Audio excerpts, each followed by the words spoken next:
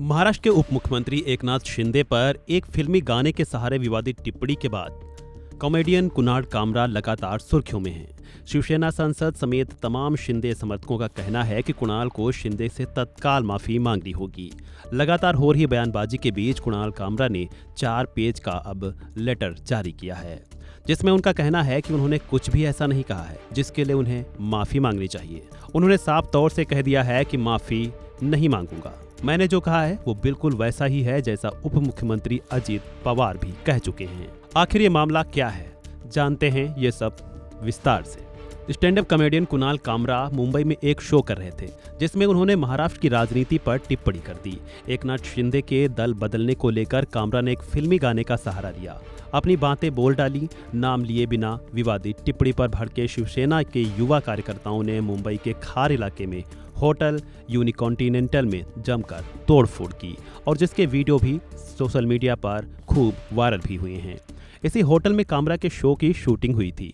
अब कामरा के बयान वाले मामले पर सीएम फडणवीस ने भी कहा है कि उन्हें माफी मांगनी चाहिए। इस पर अजित पवार भी उप मुख्यमंत्री एकनाथ शिंदे के बारे में कुछ गलत या अपमानजनक जैसी टिप्पणी भी कर चुके हैं। उन्होंने कहा कि वे इस भीड़ से नहीं डरते। कामरा ने कहा कि वो अपने बिस्तर के नीचे छिपकर इस मामले के शांत होने का इंतजार नहीं करेंगे। 36 साल के कॉमेडियन की विवादित टिप्पणी पर मुख्यमंत्री देवेंद्र फडणवीस ने कहा कि कामरा को अपनी टिप्पणियों के लिए माफी मांगनी चाहिए, लेकिन कामरा इस पर राजी नहीं हुए। उन्होंने माफी मांगने से साफ तौर से, जैसा कि हमने आपको पहले बताया, कि इनकार कर दिया है। यहाँ तक कि उन्होंने कहा कि धमकाने के इरादे से फोन करने वाले लोगों को वही गाना सुनाई देगा जिससे उन्हें नफरत है।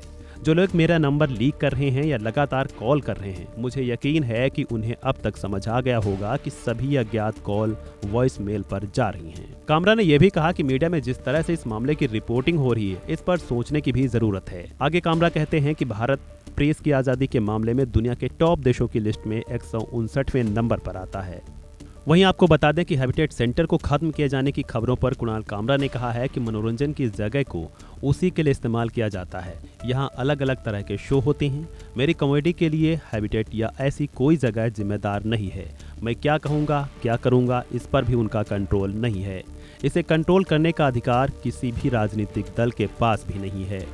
एक कॉमेडियन के शब्दों के लिए किसी जगह पर हमला करना उतना ही बेतुका है जितना बटर चिकन का स्वाद पसंद नहीं आने पर टमाटर से लदा एक ट्रक पलट देना। असल में कामरा ने अपने लेटर में उन नेताओं को भी जवाब दे दिया है जिन्होंने उनसे माफी मांगने को कहा है। अपने बयान के दूसरे हिस्से में कामरा लिखते हैं कि ये उन राजनीतिक नेताओं के लिए है जो मुझे सबक सिखाने की धमकी दे रहे हैं।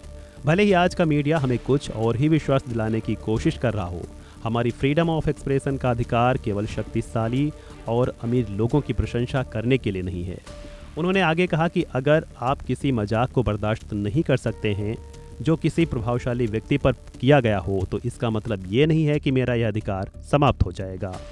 जहाँ तक मुझे पता है, हमारे नेताओं और हमारे राजनीतिक तंत्र की आलोचना करना अवैध नहीं है। मैं पुलिस और अदालतों के साथ किसी भी वैध कानूनी कार्रवाई में सहयोग करने को भी तैयार हूँ। ये है कुणाल कामरा का लेटर जो कि उन्होंने अब ये जारी किया है। बहरहाल इस विवाद और इस खबर को लेकर आप क्या सोचते हैं, कमेंट बॉक्स में दीजिए राय। फिलहाल इस वीडियो में इतना ही। खबरों से जुड़े अन्य अपडेट्स के लिए बने रहे वन इंडिया हिंदी के साथ।